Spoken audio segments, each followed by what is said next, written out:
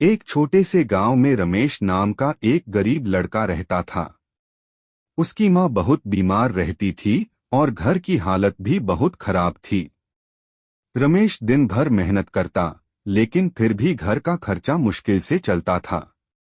रमेश की एक ही ताकत थी, हनुमान जी पर उसका अटूट विश्वास। हर सुबह वो मंदिर जाता और कहता, बजरंगबली, मेरी माँ को ठीक कर दो। गांव वाले उसका मजाक उड़ाते थे। कहते थे, सिर्फ प्रार्थना से कुछ नहीं होता। लेकिन रमेश कभी हार नहीं मानता था।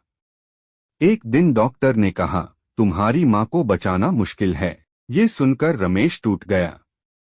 उस रात तेज बारिश हो रही थी। रमेश मंदिर गया और हनुमान जी के सामने रोट यूं बोला, बजरंगबली, अगर आप सच में हो तो मेरी माँ को बचा लो। रोट रोट उसकी आंख लग गई।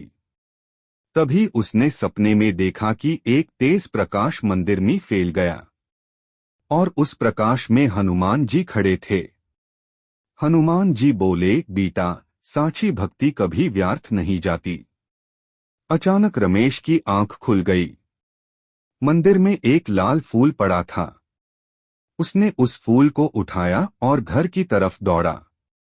घर पहुंचते ही उसने देखा, उसकी माँ की सांसें नॉर्मल थी। चेहरे पर पहले से ज्यादा शांति थी।